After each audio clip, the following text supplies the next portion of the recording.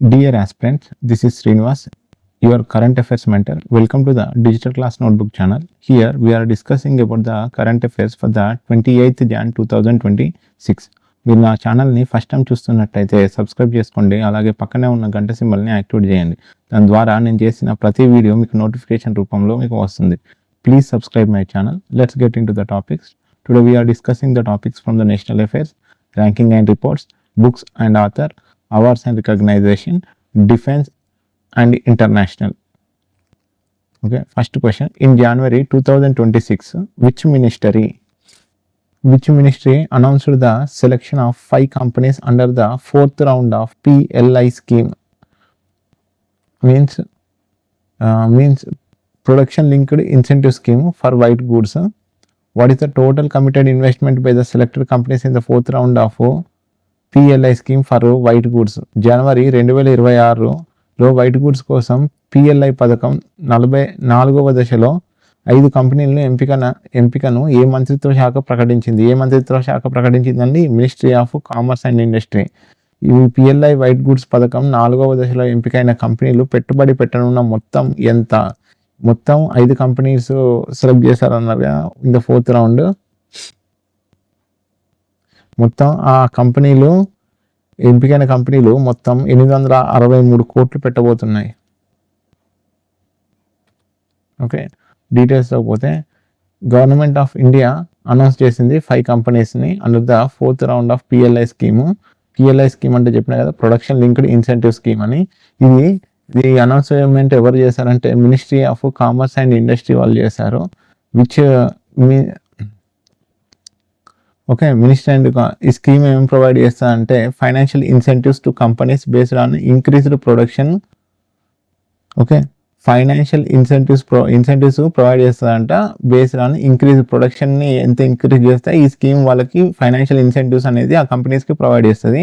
Under the scheme white goods mainly include air conditioner కానీ LED lights కానీ మెయిన్గా include అవుతాయి వైట్ గూడ్స్ కింద. In the 4th round government evaluated 13 applications, మొత్తం 13 applications evaluate చేసింది. Out of which 5 companies were provisionally selected.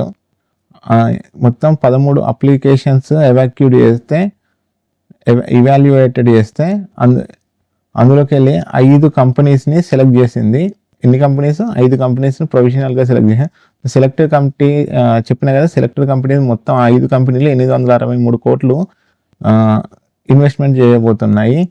ఇది financial year 2027-28కు financial year production value వచ్చేసి ఎక్స్పెక్టెడ్ ప్రొడక్షన్ వాల్యూ, ఇది ఖచ్చితంగా ప్రొడక్షన్ వాల్యూ కాదు కానీ ఎక్స్పెక్టెడ్ వచ్చేసి 8337.24 కోట్లు. ద స్కీమ్ విల్ జనరేట్ ఎన్ని జాబ్స్ ప్రొవైడ్ చేస్తుందంటే డైరెక్ట్గా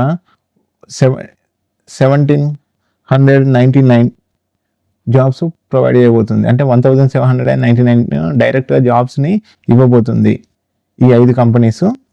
okay, PLI scheme for white goods టోటల్గా 85 companies. PLI scheme for white goods a total of 85 companies have been selected, expected to attract 11,198 crore investment.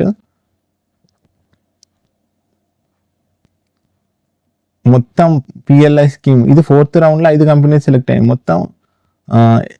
మొత్తం అన్ని rounds కలుపుకొని టోటల్గా 85 companies select చేశారు. మొత్తం expected to attract 11,198 crores investment, resulting వచ్చేసి 1,90,050 crore production in the scheme period. వీళ్ళు investment వచ్చేసి 11,198 కోట్లు ఇన్వెస్ట్మెంట్ చేసి రిజల్టింగ్ అంటే ప్రొడక్షన్ విలువ వచ్చేసి 1,90,50 కోట్ల production scheme with in scheme పీరియడ్లో. అంటే financial year 2027-28 financial year production అని చెప్పుకున్నాం కదా, ఆ స్కీమ్ పీరియడ్లో వీళ్ళు మొత్తం ఇంత అవుట్పుట్ ప్రొడక్షన్ చూపించాలన్నట్టు. Okay, air conditioner companies manufacturers వచ్చేసి compressors, copper tubes, control assemblies and heat exchangers.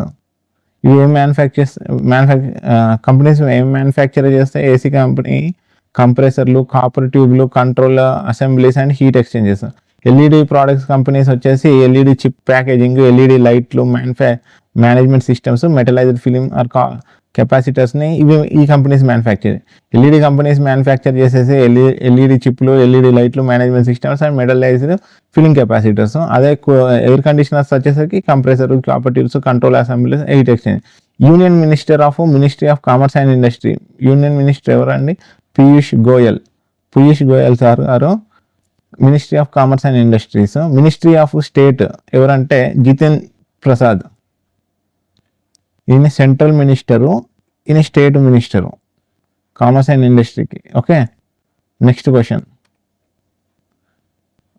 Same అదే. 85 కంపెనీలు ఎంపిక చేస్తే వాటి విలువ 11,198 కోట్ల పెట్టుబడి, 1,90,050 కోట్ల ఉత్పత్తి లక్ష్యంగా ఉంది. ఏసీలో కంప్రెసర్లు ఇవి మొత్తం 4 దశల్లో 13 దరఖాస్తులు వస్తే వాటిల్లో నుంచి 5 కంపెనీలను ఎంపిక చేశారు. ఈ కంపెనీలు కలిపి పెట్టుబడి పెట్టేది 863 కోట్లు.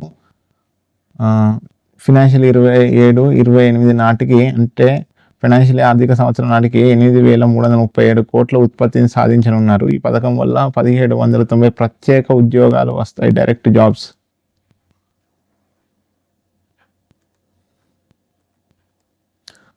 Who chaired the third meeting of the Inland Waterways Development Council held in January 2026? Where was the third Inland Waterways Development Council meeting held? Okay, జనవరి 2026లో జరిగిన ఇన్లాండ్ వాటర్వేస్ డెవలప్మెంట్ కౌన్సిల్ మూడవ సమావేశానికి అధ్యక్షత వహించిన కేంద్ర మంత్రి ఎవరు?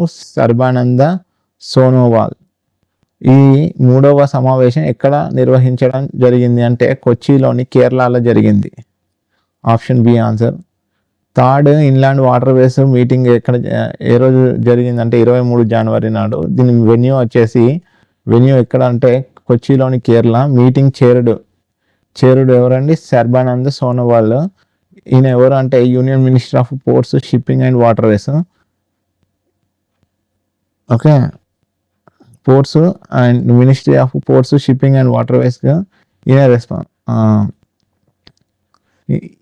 ఈయననే దానికి మినిస్టరు. మినిస్టర్ ఆఫ్ స్టేట్స్ నుండి వచ్చేసరికి శాంతను ఠాకూర్.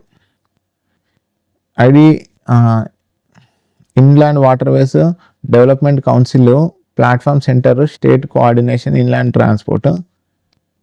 ఓకే, ఇది ఫస్ట్ రౌండ్ ఎప్పుడు కండక్ట్ చేశారు అంటే 2024లో, సెకండ్ వచ్చేసరికి కండక్ట్ చేసిన 2025లో. ఇప్పుడు green mobility. Okay, third emphasised green mobility. Meeting మెయిన్గా ఫోకస్ చేసేది మీటింగ్ అదే కాకుండా ఫోకస్ చేసేసి మల్టీ మోడల్ లాజిస్టిక్స్ మీద కూడా ఈ ఇంపార్టెన్స్ ఈ మీటింగ్లో ఫోకస్ చేయబోతున్నారు. River led economic development was a key agenda. Okay, వీళ్ళ మెయిన్ ఎజెండా ఏంటంటే రివర్ లెడ్ అంటే నదుల ఆధారిత ఆర్థిక అభివృద్ధి లక్ష్యంగా నిర్ణయం తీసుకోబోతున్నారు. ఈ సమావేశంలో ప్రాజెక్ట్స్ వర్త్ వచ్చేసి మోర్ దెన్ 1,500 కోట్లు వేర్ అప్రూవ్డ్. ఓకే, ఈ సమావేశంలో 1,500 కోట్ల పైగా ప్రాజెక్టులు ఆమోదించబడ్డాయి. Project worth foundation stones for projects worth 150 crore were laid. 150 కోట్లకు పైగా ప్రాజెక్టులకు శంకుస్థాపనలు చేశారు. శంకుస్థాపన చేసిందేమో 150 కోట్ల వరకు. ప్రాజెక్టులు ఆమోదించబడేది మొత్తం 1,500 కోట్ల పైనే. ఓకే, అమౌంట్ వచ్చేసి an amount of 465 crores were approved for the asset procurement. ఆస్తుల కొనుగోలుకు 465 కోట్లు మంజూరు చేశారు. ఓకే, అప్రూవ్డ్ అసెట్స్ అంటే మ్యాక్సిమం ల్యాండ్స్. ఈ కంపెనీస్ పెట్టడానికి ల్యాండ్స్ కానీ ఏవైనా మ్యాక్సిమం ల్యాండ్సే assets. Approved assets include vessels, dredgers, pontoons, ropax, jetties. ఆమోదించిన ఆస్తుల్లో నౌకలు,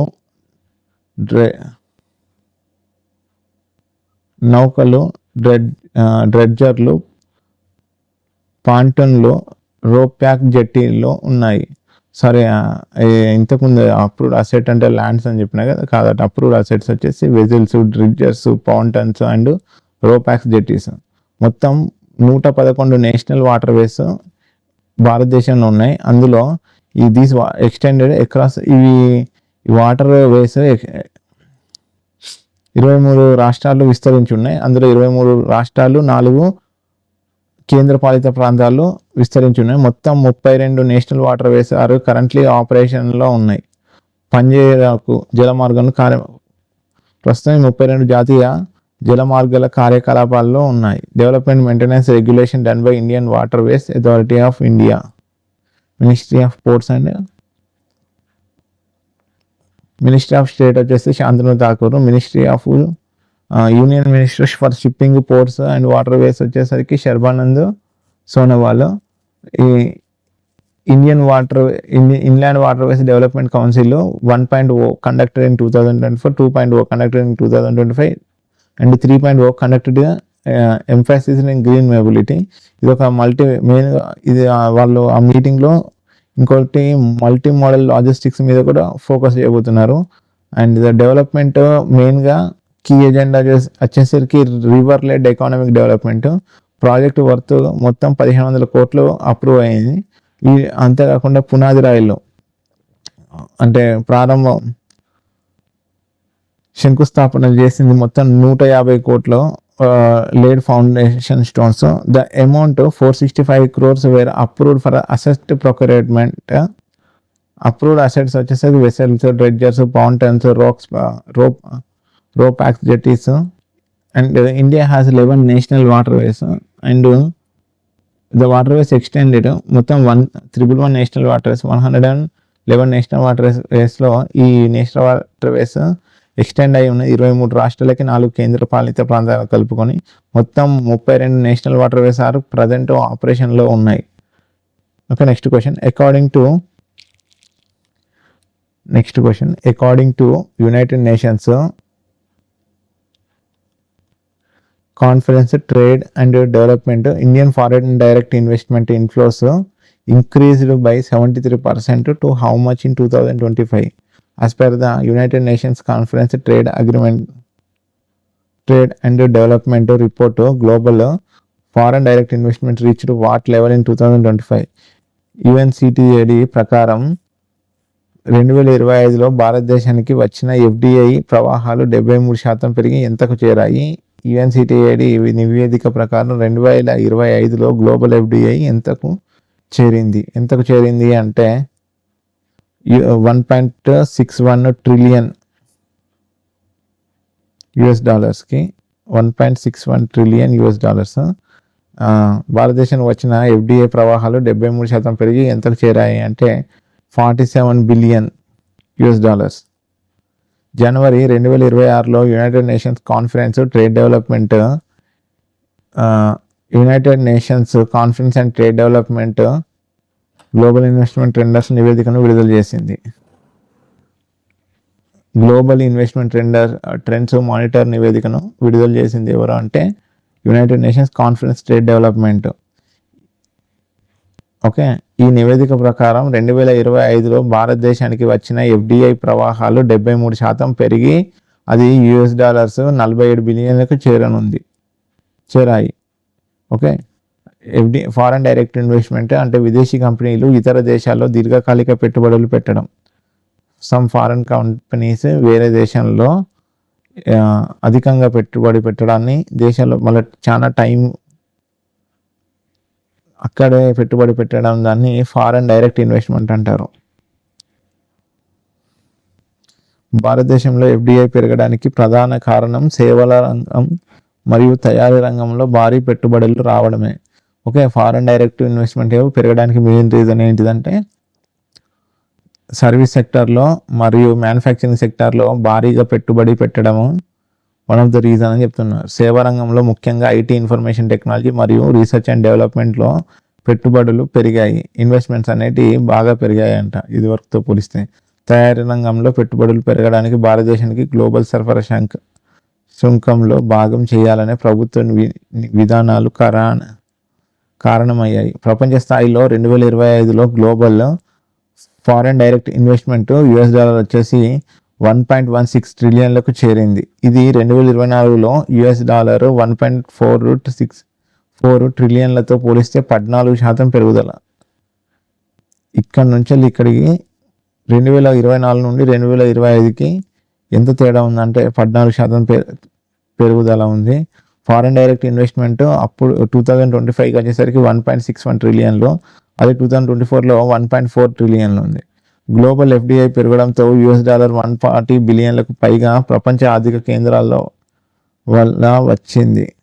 ఓకే, $140 బిలియన్లకు పైగా ప్రపంచ ఆర్థిక కేంద్రాల్లో వచ్చింది. ఇందులో ముఖ్యంగా దేశాలు United Kingdom, Luxembourg, Switzerland and Ireland.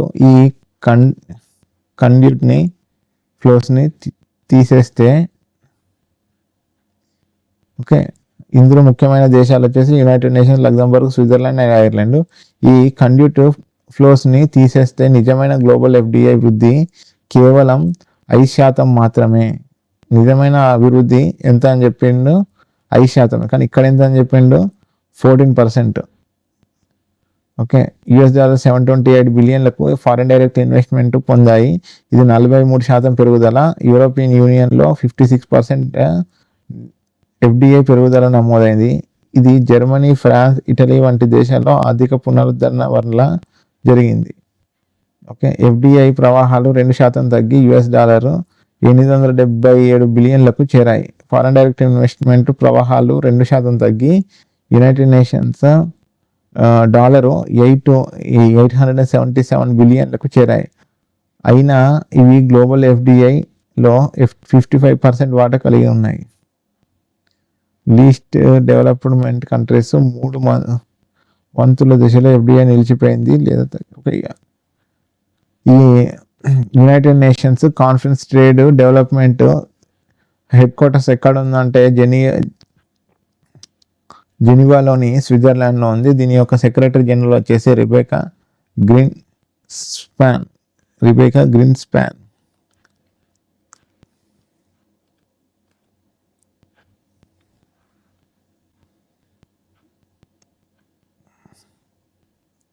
Declined by 2%, $877 billion.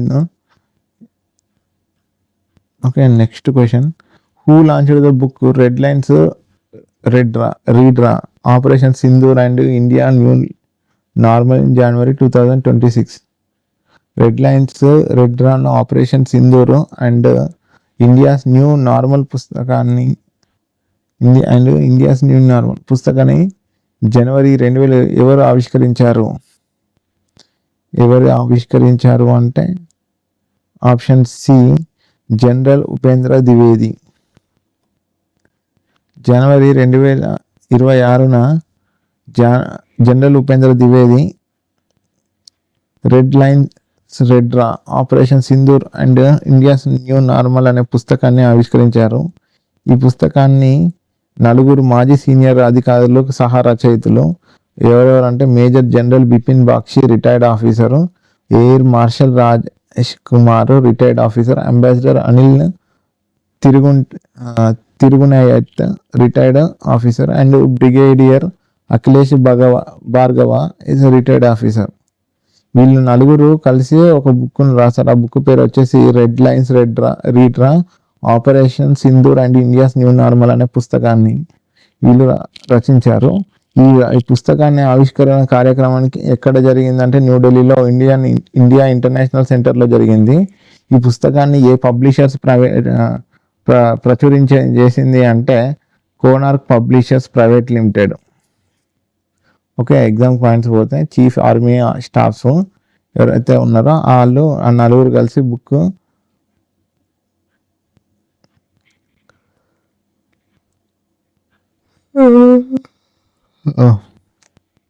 Book name వచ్చేసి red line redrawn operation Sindoor and India new normal. ఎవరు లాంచ్ చేశారంటే general Upendra Dwivedi.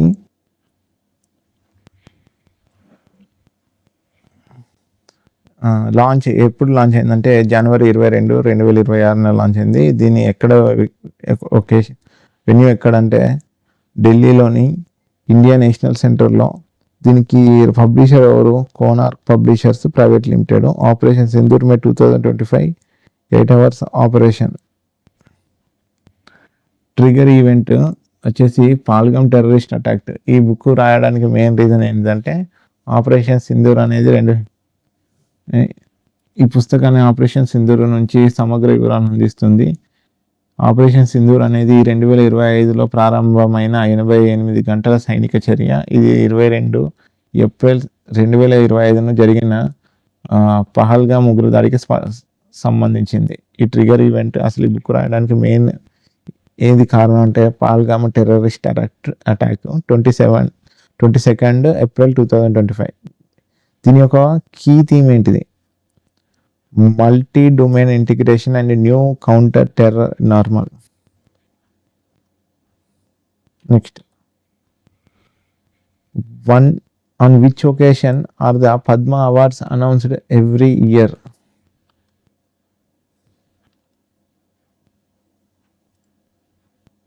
On which occasion are the Padma Awards announced every year, which is the highest category among the Padma Awards? Padma awards ప్రతి సంవత్సరం ఏ సందర్భంలో ప్రకటించబడతాయి అంటే republic day నాడు. పద్మశ్రీ అవార్డులో అత్యున్నత category ఏది అంటే Padma Vibhushan. Okay, Padma Vibhushan is the highest category. Republic Day 2026 Padma awards announce చేసి provisional list for individuals and long standing selfless service. Padma awards అనేవి భారతదేశంలోనే అత్యున్నత పౌర పురస్కారాల్లో ఒకటి. ఇవి 1954లో ప్రారంభించబడ్డాయి. ఇది మరియు ప్రతి సంవత్సరం గణతంత్ర దినోత్సవం రోజు మాత్రమే ప్రకటిస్తారు. ఏ రోజు ఈ పద్మ అవార్డ్స్ ప్రకటిస్తారంటే గణతంత్ర దినోత్సవం రోజు, అంటే జనవరి 26న ప్రకటిస్తారు. పద్మ అవార్డులు మూడు రకాలుగా ఉంటాయి: పద్మవిభూషణ్, పద్మభూషణ్ అండ్ పద్మశ్రీ. పద్మవిభూషణ్ అంటే అత్యంత విశిష్టమైన సేవకు ఇచ్చే పురస్కారం. పద్మభూషణ్ అంటే ఉన్నత స్థాయి విశిష్టత సేవకు ఇచ్చే పురస్కారం. Padmashri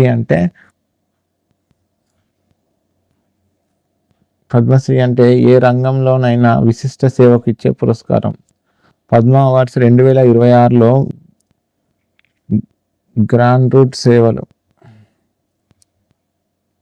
gross root workers and social service and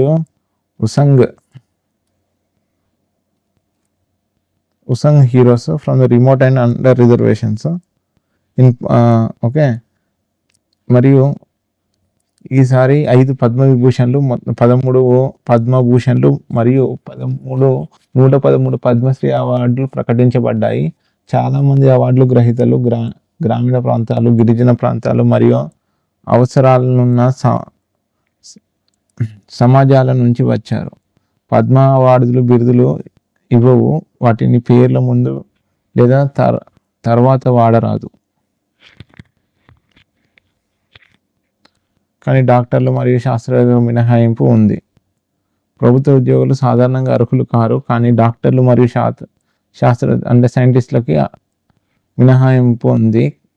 ప్రజలు నామినేషన్లు చేయవచ్చు మరియు స్వయంగా నామినేషన్ కూడా అనుమతించబడుతుంది. పద్మ అవార్డ్స్ కమిటీస్ నామినేషన్లు పరిశీలిస్తుంది. చివరి ఆమోదం భారత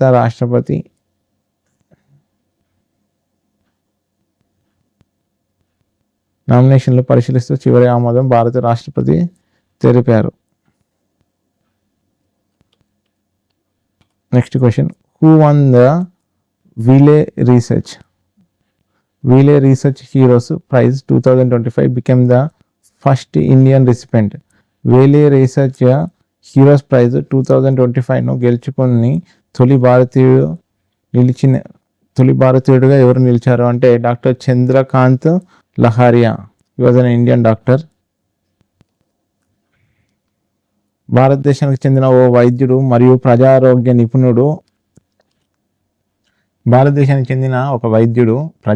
నిపుణుడు 2025 అంతర్జాతీయ స్థాయి అవార్డు గెలుచుకున్న దేశానికి గౌరవం తెచ్చారు.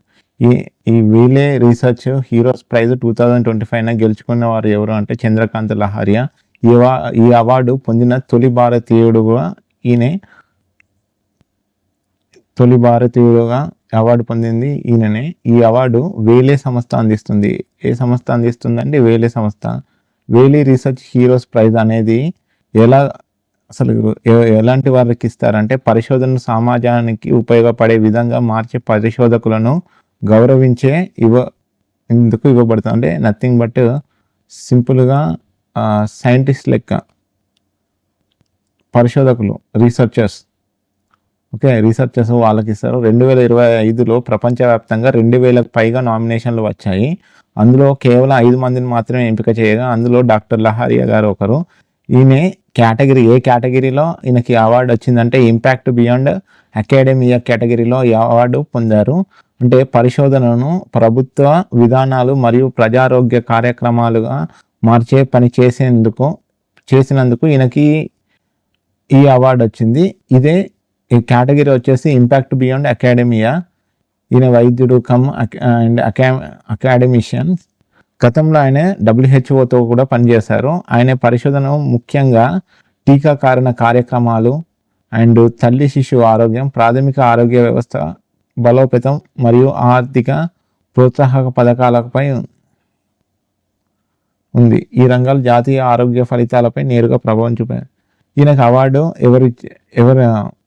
ఏ అవార్డు వచ్చింది అంటే వేలీ రీసెర్చ్ హీరోస్ ప్రైజ్ 2025 ఇచ్చిన వారు అవార్డింగ్ బడి వేలీ. విన్నర్ చంద్రకాంత్ లహారియా. ఏ కేటగిరీలో ఈయన అవార్డు గెలుచుకున్నాడు? Impact beyond academia. టోటల్గా ఎంతమంది గ్లోబల్ మొత్తంలో 5గురిని సెలెక్ట్ చేశారు. ఎన్ని అప్లికేషన్స్ వచ్చాయంటే 2000 అప్లికేషన్లోకి వెళ్ళి అందులో 5గురిని సెలెక్ట్ చేశారు. ఇండియా అచీవ్మెంట్ ఏంటిది? ఈయన first Indian recipient to take the award.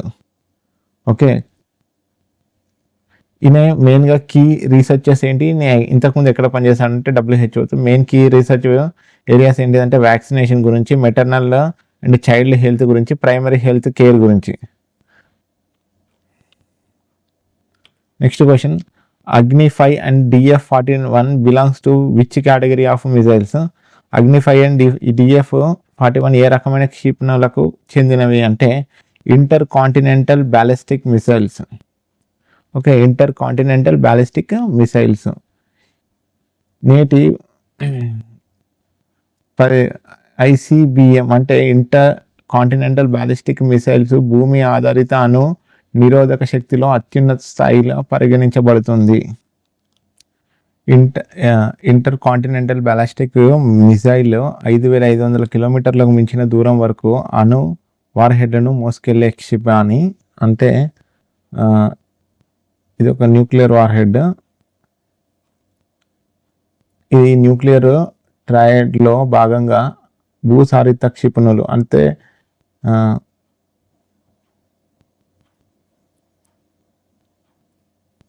Submarine launch క్షిపణులు మరియు స్ట్రాటజిక్ బాంబులు. ఇవి సెకండ్ స్ట్రైక్ కేపబిలిటీని నిర్ధారిస్తాయి. అంటే సెకండ్ స్ట్రైక్ కేపబిలిటీ. Agni-5 అనేది భారతదేశానికి చెందిన అత్యంత ఆధునిక దీర్ఘశ్రేణి క్షిపణి. దీన్ని డెవలప్ చేసింది ఎవరంటే defence research development organisation DRDO అభివృద్ధి చేసింది. Agni-5 ఒక 3 దశల సాలిడ్ ఫ్యూయల్ బ్యాలిస్టిక్ మిసైల్. దీని యొక్క శ్రేణి అంటే రేంజ్ వచ్చేసి 5000 నుండి 8000 కిలోమీటర్లు. ఇవి సుమారు 1.5 టన్నుల అణుపేలుడును మోసుకెళ్ళగలదు మరియు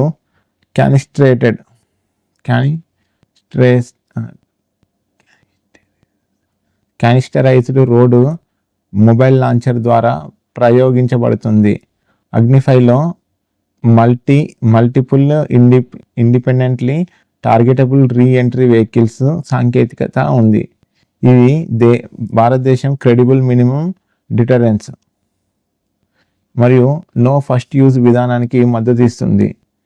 DF-41 అనేది చైనాకు చెందిన అత్యంత శక్తివంతమైన ఇంటర్ కాంటినెంటల్ బ్యాలిస్టిక్ మిసైల్. దీని యొక్క రేంజ్ వచ్చేసి 12,000 to 15,000 kilometres. DF-41 road mobile మరియు సాలిడ్ బేస్డ్ సిస్టమ్ ద్వారా ప్రయోగించవచ్చు.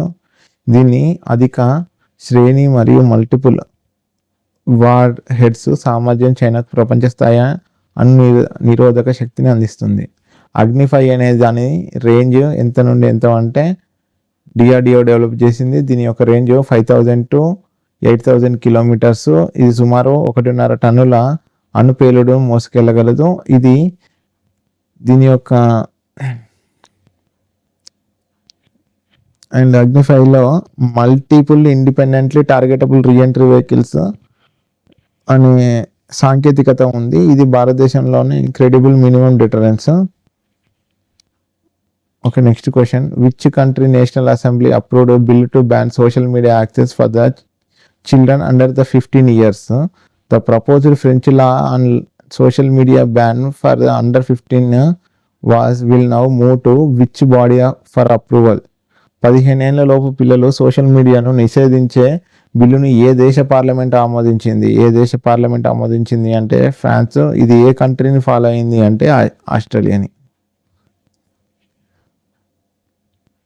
ఫ్రాన్స్లో 15 ఏళ్ల లోపు పిల్లలు సోషల్ మీడియాను నిషేధిత బిల్లును తదుపరి ఏ సభకు వెళ్తుంది? సెనేట్.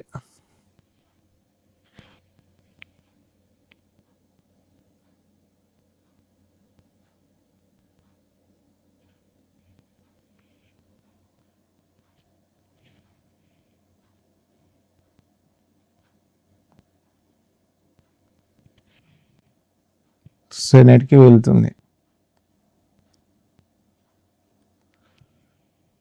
ఫ్రాన్స్ దేశం పిల్లల మానసిక ఆరోగ్యాన్ని కాపాడేందుకు సోషల్ మీడియాపై కఠినమైన నిర్ణయాలు తీసుకొచ్చింది. ఫ్రాన్స్ ఒక స్ట్రాంగ్ స్టెప్ తీసుకుంది. అది చిల్డ్రన్ మెంటల్ హెల్త్ గురించి. అది focusing on social media platforms.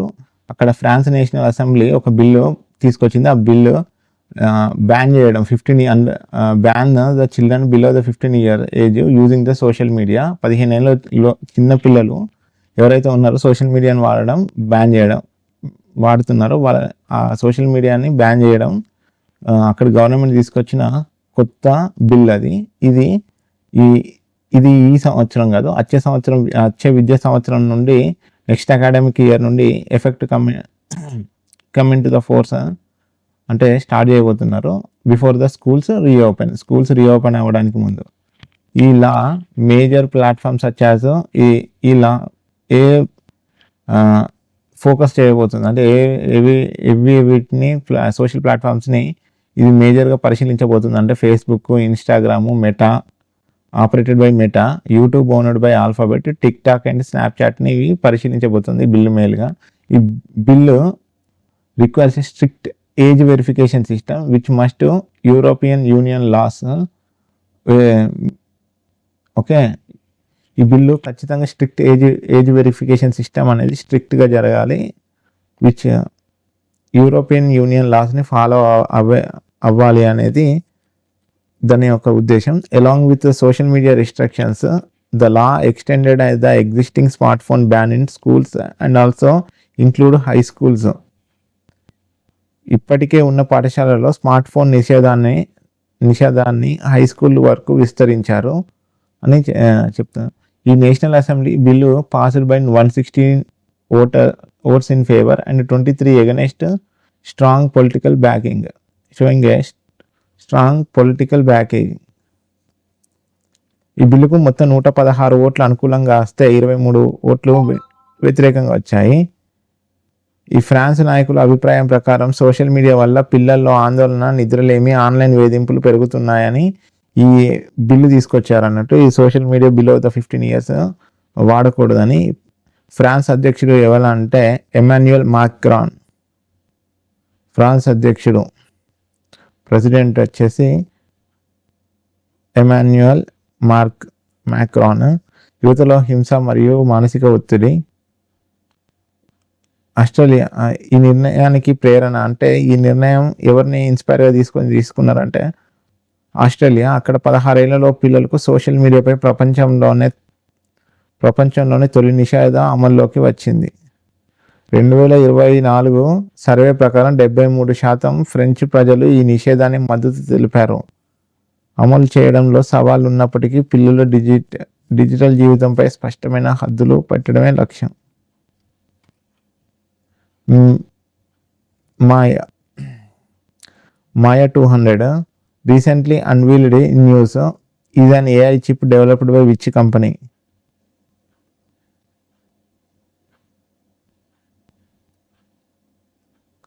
దీన్ని డెవలప్ చేసిన కంపెనీ వచ్చేసి మైక్రోసాఫ్ట్ కంపెనీ. మైక్రోసాఫ్ట్ తన కొత్త ఏఐ చిప్ మాయా 200ను విడుదల చేసింది. ఇది మైక్రోసాఫ్ట్ కంపెనీ అభివృద్ధి చేసిన రెండవ తరం ఏఐ చిప్. దీనికి ముందు మాయా చిప్ 2023లో విడుదల చేసింది. ఈ చిప్ ప్రస్తుతం లోవాలోని మైక్రోసాఫ్ట్ డేటా సెంటర్లో ఉపయోగంలో ఉంది. ఓకే, ఈ చిప్ ఇంతకుముందు 2023లో మాయా 2 చిప్ అనేది క్రియేట్ చేశారు. ఇప్పుడు క్రియేట్ చేసింది ఏంటంటే మాయా 200ను. ఇది మాయా 2023లో తయారు చేసి చిప్ లోవాలోని మైక్రోసాఫ్ట్ డేటా సెంటర్లో ఉపయోగంలో ఉంది మరియు అరిజోనాలో కూడా అమలు చేయాలనే ప్రణాళిక ఉంది.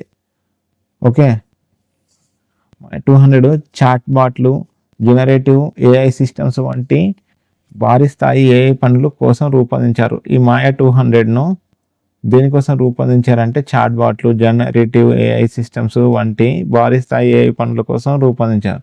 చిప్ లక్ష్యం పనితీరు పెంచడం, ఒకే ఖర్చులు తగ్గించడం మరియు బాహ్య చిప్ తయారీదారులపై ఆధారాన్ని తగ్గించడం. ఈ చిప్ను Taiwan semiconductor manufacturing company 3 nano తయారు చేయబోతుంది. ఓకే, ఈ చిప్ను తైవాన్ సెమీకండక్టర్ మ్యానుఫ్యాక్చరింగ్ కంపెనీ అంటే 3 నానోమీటర్ టెక్నాలజీతో తయారు చేసింది. 3 నానోమీటర్ టెక్నాలజీతోటి తైవాన్ సెమీకండక్టర్ మ్యానుఫ్యాక్చరింగ్ కంపెనీ తయారు చేసింది. ఇది నివేడియా తయారు చేయబోయే కొత్త చిప్పులకు సమానమైన ఆధునిక సాంకేతికత ఉంది. నివేడియా కంపెనీ తెలుసు కదా, ఎక్కువ వీడియో గేమ్స్కి గ్రాఫిక్ కార్డ్స్ తయారు చేసిస్తుంది. ఆ కంపెనీ తయారు చేయబోయే కొత్త చిప్పులకు సమానంగా అదే ఈక్వాలిటీ సిమిలారిటీ తోటి ఈ మాయా 200 ఉండబోతుంది. ఇది డెవలప్ చేసింది మైక్రోసాఫ్ట్ కంపెనీ. ఓకే, ఇది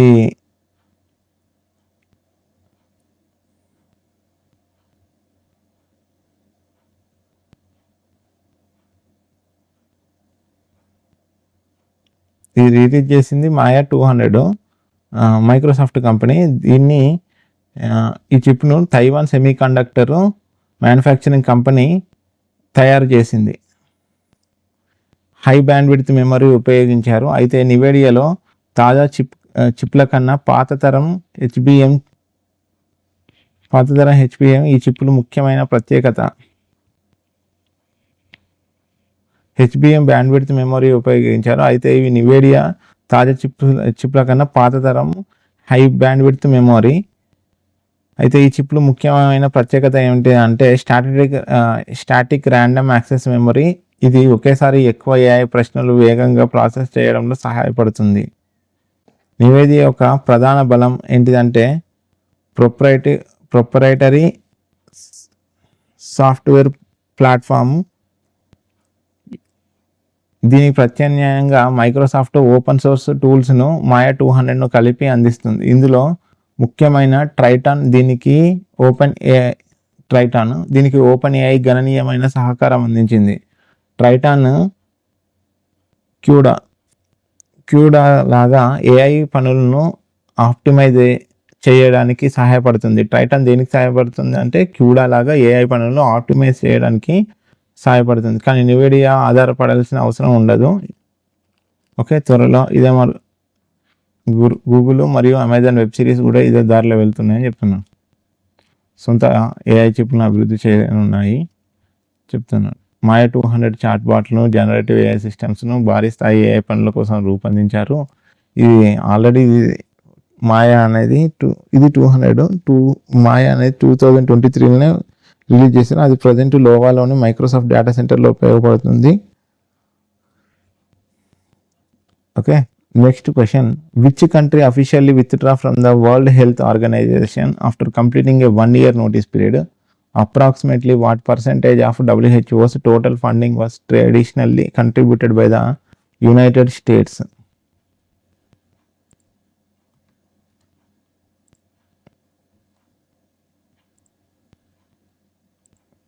ఒక సంవత్సరం నోటీస్ కాలాన్ని పూర్తి చేసిన తర్వాత WHO నుంచి అధికారికంగా బయటకు వచ్చిన దేశం ఏది అంటే అది USA. Okay, USA. WHO మొత్తం నిధుల్లో అమెరికా సాధారణంగా ఎంత శాతం వాటా అందించింది అంటే 18% వాటా అందించింది. యునైటెడ్ స్టేట్స్ అధికారికంగా WHO ఆర్గనైజేషన్ నుంచి బయటకు వచ్చింది. ఈ నిష్క్రమణ సంవత్సరం తప్పనిసరి నోటీస్ కాలం పూర్తయ్యే వరకు అమల్లో ఉండటం. ఈ నిర్ణయం ఎవరు తీసుకున్నారంటే యుఎస్ ప్రెసిడెంట్ డొనాల్డ్ ట్రంప్ 2025 తన పదవీ కాలం ప్రారంభించిన మొదటి రోజే ఈ ప్రకటన చేశారు. ఈ COVID-19 మహమ్మారిని నిర్వహించిన విధానం సరిగ్గా లేదని అమెరికా ప్రభుత్వం ఆరోపించింది. అమెరికా చట్టాల ప్రకారం WHO నుండి బయటకు రావాలంటే ఒక సంవత్సరం ముందు నోటీస్ ఇవ్వాలి మరియు బాకీ ఉన్న సభ్యత రుసుములు చెల్లించాలి. ఓకే, అమెరికా చట్టాల ప్రకారం ఎవరైనా WHO నుండి బయటికి రావాలి అంటే ముందుగా ఒక సంవత్సరం ముందు నోటీసులు ఇవ్వాలి మరియు బాకీ ఉన్న సభ్యత రుసుములు చెల్లించాలి. ఈ బాకీలు సుమారు $260 మిలియన్ అంచనా వేయబడ్డాయి. అయితే యునైటెడ్ స్టేట్స్ డిపార్ట్మెంట్ ఈ బాకీలు చెల్లించకపోయినా నిష్క్రమణ చెల్లుబాటు అవుతుందని వాదించింది. HS అంటే department of health and human service WHOకి అమెరికా నిధులన్నీ నిలిపివేశామని